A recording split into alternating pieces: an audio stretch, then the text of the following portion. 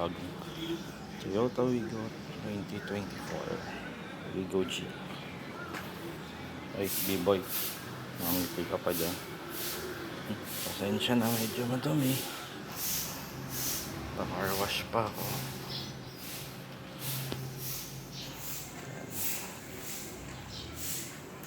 Punta natin Taki, bigyan Taki.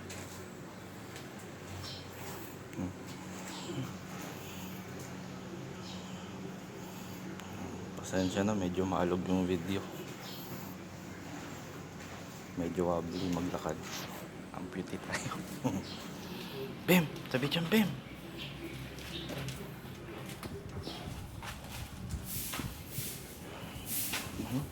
Check natin. Excuse Taki.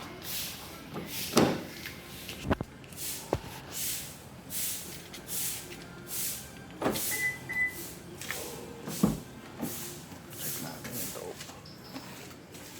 Ayan ang loob niya. Ayan, infotainment. Ayan, yung armrest na yan, aftermarket na siya, dinagdag ko na lang. Ayan, madali siya ikabit. Gamit na gamit. Nilalagyan din siya ng mga barya.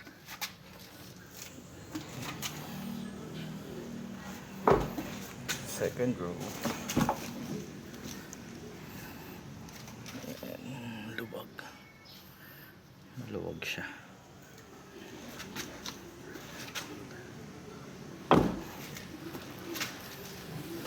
Sa likod,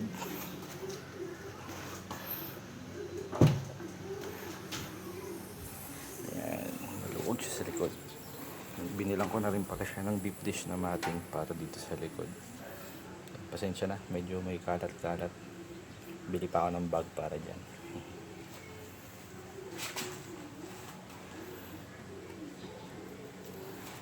Pa-car wash na lang.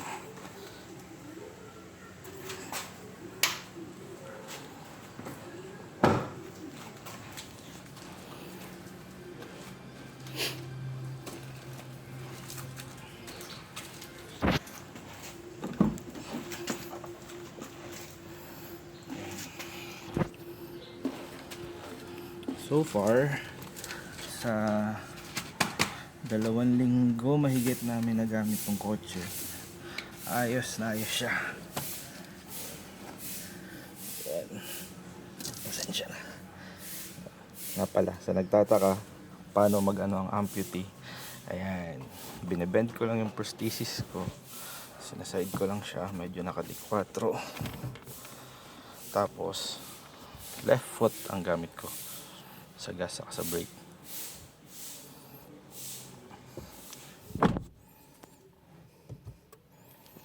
Ayan, yun sa infotainment niya.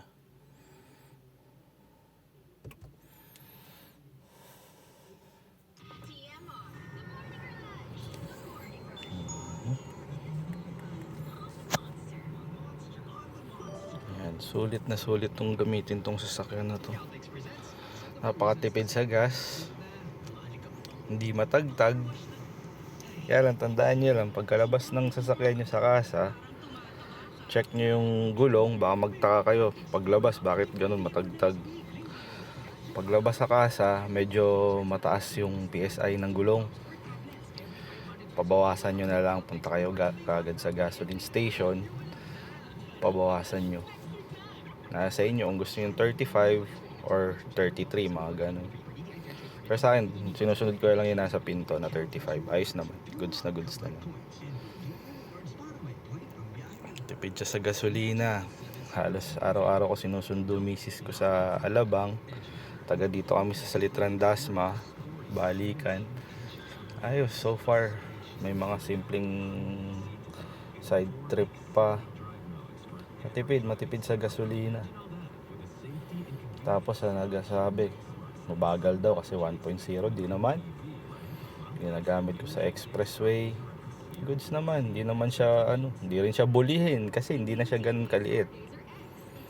Malaki-laki na siya tignan, malapad na siya. Tapos, yan, sa nakita nyo may mga aso kami. naisasakay namin sila dito. Tinutupi lang yung upuan, nasasakay yung may dalawa kaming pitbull na malaki. Kasya naman silang dalawa. Goods naman. Masarap gamitin tong sasakyan na to. Ayan, gaya sa akin nga na amputee. Tapos yun, sa nagtatanong pala kung sa mga matatangkad, kung kaya ba. 5'10 ako or 5'11, hindi ko lang ako, parang 5'10 yata. Ayos naman, maluwag ang headroom. Tinataas ko pa nga yung upuan. Ayos naman, ayos na ayos. Masarap siya gamitin. Sulit ang pera nyo dito. Madali isingit, madali i-park.